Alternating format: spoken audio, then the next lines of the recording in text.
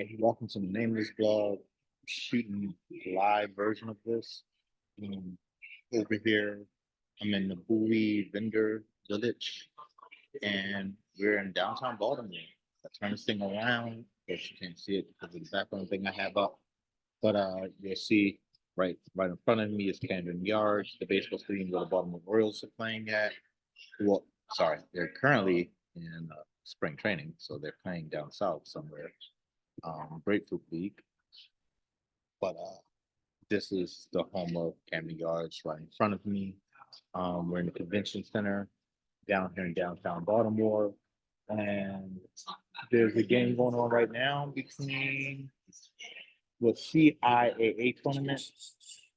It's Elizabeth City versus, can't make out the other team that they're playing. But that's what's going on. ESPN is down here. It's a pretty big event. So for those that don't know, I'm a product and a graduate of HCBUs, HBCUs. My apologies. I'm not perfect also. I'm still a huge Westbrook. So I am not perfect. But needless to say, I did want to take some time to speak some truth. So I'm going to take advantage of my nameless blog and do that while I'm here at this event, which is beautiful. And it looks like I'll be here to 8. Also, happy birthday to Bowprint Publishing COO Mark Purcell. Today's his birthday, so let's all wish him a happy birthday. Um, but I wanted to share a thought. 'Cause I love celebrating my HBCUs, every last one of them. So I'm here with Bowie, a school I did not attend actually. I did get accepted um, to go to Bowie straight out of high school, and I did. And for those that know, don't know, I went to Fletcher Douglass High School. Right across the street from Douglass High School is Coppin State University. So straight out of high school, I chose Coppin. I had offers to go to Frostburg State.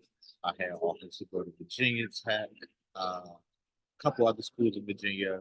There's a few schools in Florida that I had opportunity to go to. Of course, University of South Carolina. There's a few other schools, and Coppin just spoke to me, and I had the opportunity to go to Morgan in undergrad, and I think they wanted me to play football, if I'm not mistaken, and I just didn't do it. I'm a West Baltimore head, so for me, it's always gonna be West Baltimore all day long. I got love for the East. I have a lot of friends throughout the years that lived over East, dated people that lived over East or whatever. Just I went to church over East growing up. You know, um, at grad school I went to Morgan. You know, so got love for the East. But I'm a West Baltimore again all day long. Y'all know I can't use the language over ready. So I'm a West Baltimore head. This is who I am, what I am. So it is what it is. Love me or hate me. I'm West Baltimore. West Baltimore certified. All right. Westport Registry. That's what raised me. So straight out of high school, went to Douglas.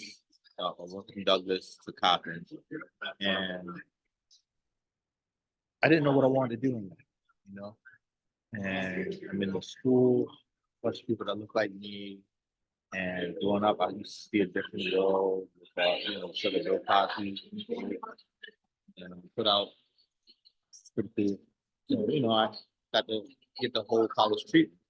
But some bad. There was a guy named Mr. Caffrey who definitely played with money. Um, not just me, but a whole lot of people. I didn't realize how many people was really messed up financially because of him. Because all right, so back in the day, before everything became digital, supervised, what people had to do was you had to actually sign your award letter or whatever, and you had to initial at each paragraph and then sign the bottom. Well, he wasn't educating us on the initial at each paragraph part, and it wasn't nothing that clearly said. It wasn't like a line that was on the page where you sign, where you just initial it. So that part wasn't conveyed to us. So a lot of the money from direct loan went to Coppin State and never got applied to our accounts because we didn't initial next to the paragraphs that said, oh, we not just want the money applied to Coppin State, but we want the money applied to our accounts. So I wound up owning Coppin and direct.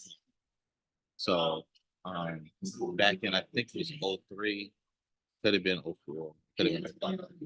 I was driving down Marlow Street and an 18-wheeler hit my car on Marlow Street in Marlow Eager and drug my car into a building.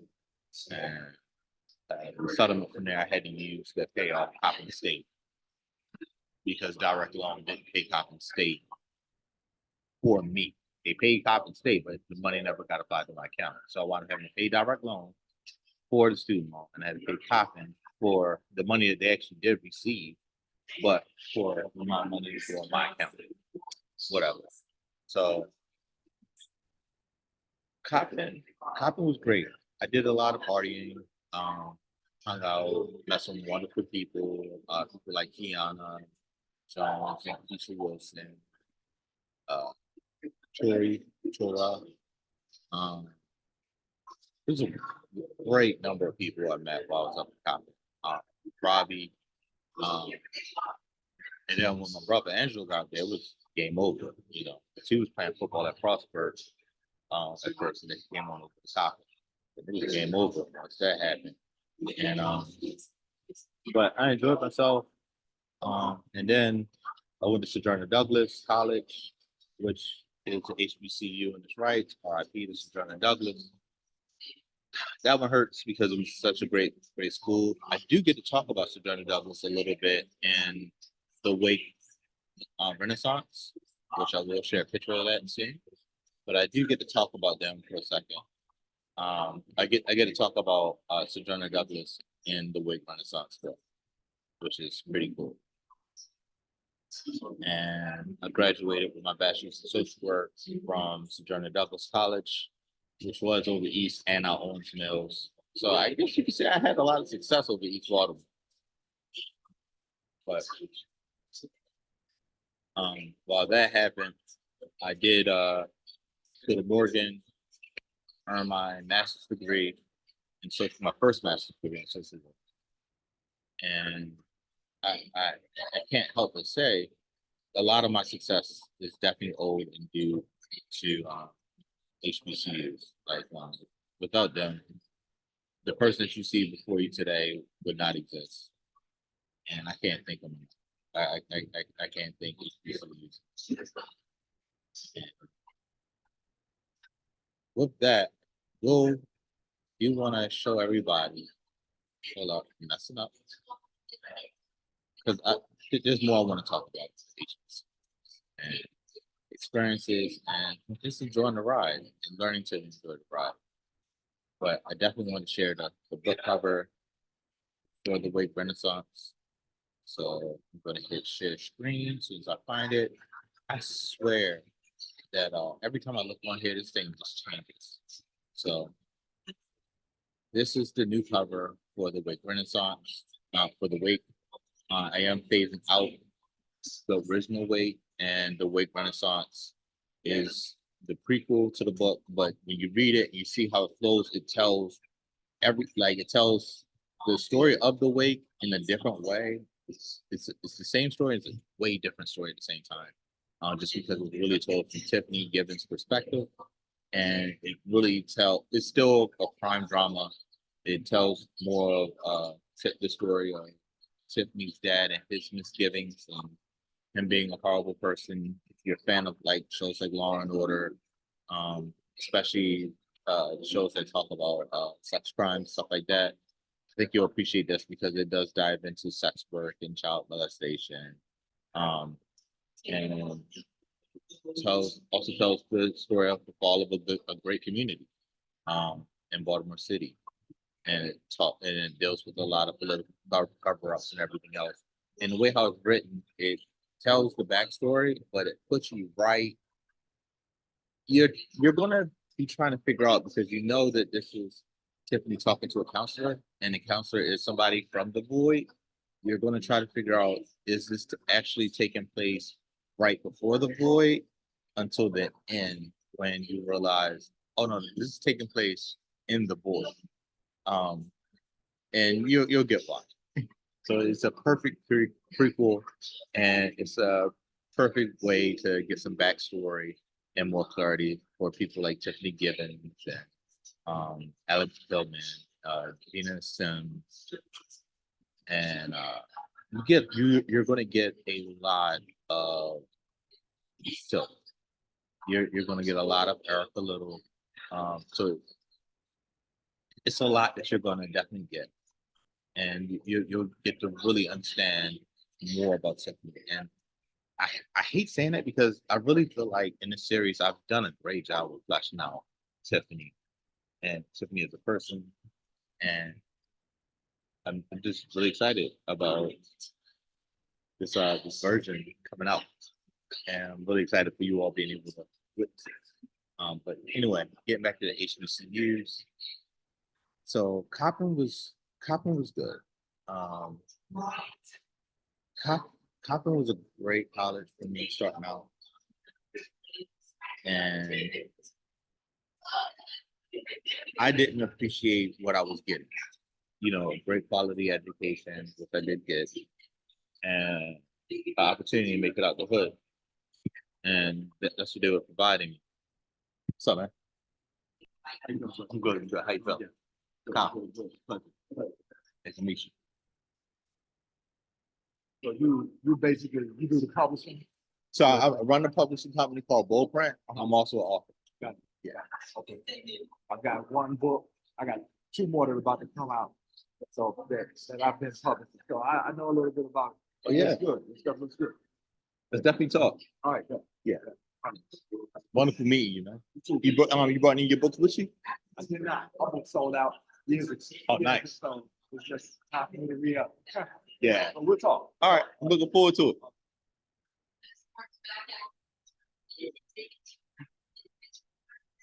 And the game is still going over here. The CIAA. This is awesome. The game. They got the game with ESPN blasting. Anyway, getting back to what we talked about with HBCUs, Coppin gave me a lot of plus. There were some negatives, and I'm not going to spend time to really dive into negative stuff because I mean, it was part of what made me who I am. But the thing with Coppin was me, and I'm quick to same thing with the original weight. Me, you know, I can't blame anybody else. There were things I should have done better in the original weight. And when you see Break Weight Renaissance, you'd be like, oh, he really kicked it up a notch with all these different things and made this a way better book. It was an 8.5, which isn't bad. And Showbart and then Pen and Paper Publishing did a real great job in trying to make our work better than what it was with Converge's book. When I did The Void, I realized how good I could be.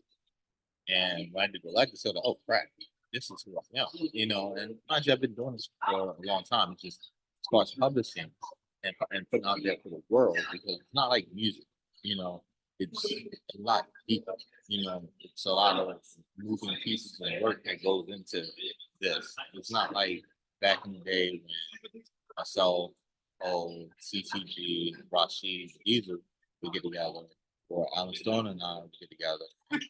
I was making beats, so, and we had all had studio equipment, so we could just up and record, and if it's good, it's good. If it's bad, either somebody in your campus telling you that you're bad, or somebody on the outside telling you that you're bad. But then again, it's subjective because somebody else could be like, "Yo, this is actually fire," and you know what I mean. And then you can go, "Oh, well, this person's hating," because in music there is a lot of hate.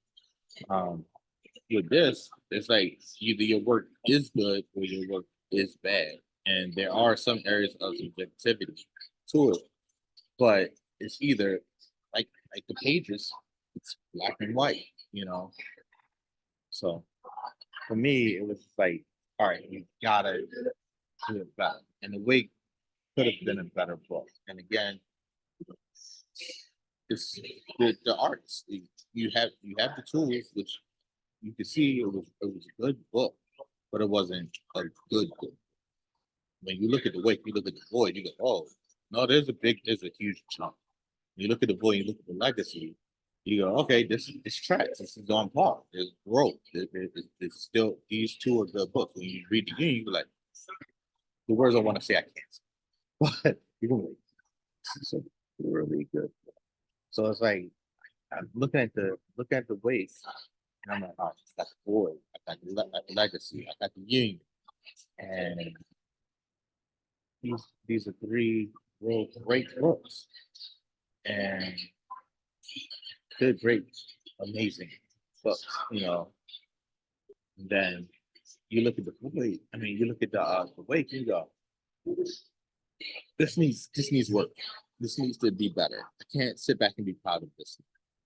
Like it was good for what it was, the very first book, but it's not great. So I went and I was already working on it and things lined up and I was able to put it up. So anyway, the reason why I say that is there was a lot of good experiences I had at Coppin State University. I was there when it was Coppin State College and when it turned into a university. And when I left there, I got a job. I left there on my 21st birthday. Well, actually, I got this state job on my 21st birthday. I was still going to college. And the money was good for the state. And I wound up dropping out or whatever. And the money was good. Problem was I still had streets in, you know, and I didn't give that up. I didn't give up the people who I was dealing with, everything else like that. And I didn't understand the opportunity I had at Coppin that was afforded to me to be in some real good company, you know, where having a degree and being able to make money instead of making what somebody else tells you. That didn't click until years later when I was working at Sinai Hospital and I met somebody named Sue Weston. And seeing Sue every day and seeing how Sue dressed and everything, I'm like, dude, what do you do? She was like, oh, I'm a social worker. You know, I was like, yeah, I know, dude, you do. You're always on, like you always fly. So um, I went back to school, started Douglas College, and got my bachelor's degree. Then Morgan got my master's degree. I was supposed to go to Howard. I was set up with my internship with Senator Barbara Mikulski, and they dropped the ball. It wasn't me. I had everything lined up, and I put my paperwork in that February of that year. They didn't get in contact with me until like that August, that June. I mean, that August or that September. By the time I was off in class at Morgan, and I had to give up my opportunity of a lifetime, and the rest is history. You know, I wanted to become an elected official, serve 2 terms in office. You know, a lot of what I was able to do was based off of my experience. You know, the streets actually helped make me the person who I am in a great way. You know, like able to vibe and leave certain things, go to the streets, and me doing what I do with the books. It's because the streets sound with music. Like Poe had this song on Diverse House called Resource of Violence.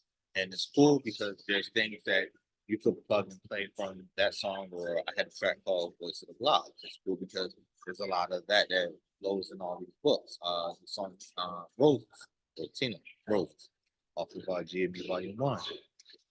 The weight was practically based off of Tina's story in that song. So, a lot of my experiences got me here through that. And right now, there's a whole live action based off of what is 32 bar song of This Is the Story. And I'm grateful for HBCUs for the education they provided me, education they provide so many people, opportunity they provide so many people. Right now, I'm standing on the shoulders of my ancestors who helped put me here. Um, there's a line I use in one of my books saying, I can see the future in my daughter's eyes. And I say that because I know my dad saw the future fine. That's why he invested so much in me. That's why these HBCUs and you see so many people invest so much in. I was looking forward, to be honest with you, to going back to some Jordan Douglas College. And I talked to this myself and Dr. Amin talked about this a few years ago. before I got sick. We talked about this a few years ago about wanting to figure out how we can restart how we could restart Sojourner Douglas College, just because of what it meant to so many people and how it produced. I talked to Angie Moore last night, and that's Sojourner Douglas. And there's so many doors that were open because of college. Even me being able to get an office, I wouldn't even knew how to maneuver if I didn't meet certain people at Sojourner Douglas to help me. And like I said, HBCUs aren't just a college, it's an experience, it's a culture. All the way down to clothes, style, music, everything about HBCUs, the support, everything. And like I said, I'm not going to sit here and lie to you and act like there aren't things that are downers a part of it, because it is. I have a couple friends of mine that I used to years ago go to church with, and they both went to school for acting. And they both were sharing the issues that they were going through at Morgan. And I've kind of given some support and also connecting with the right people that can help them. And like I said, it's an experience. But needless to say, down here at the CIA, downtown Baltimore, come check me out. I have copies of The Void, I have copies of The Legacy, I have a couple copies of The Original Way. They're all here. But I cannot wait. I cannot wait to see you. I can't wait for these two books to come out. The Void Renaissance. The Wake Renaissance, and also the Union. So I can't wait for everybody to check those out. They will be out soon. You're gonna love them. It's perfect additions to the series. Union is the next part. It's book 3 in the series, and the Wake Renaissance. I'm going to say that's book 0 because that's the prequel to the whole series, and also it's kind of book 1, but also is like book 1.5 also. When you read it, you understand. That being said, thank you for joining me this week on Nameless Blog. There'll probably be another scene. I can be reached on all forms of social media. And for us, except for Facebook, of Dr. Calverton's Facebook. I'll let you soon. Peace.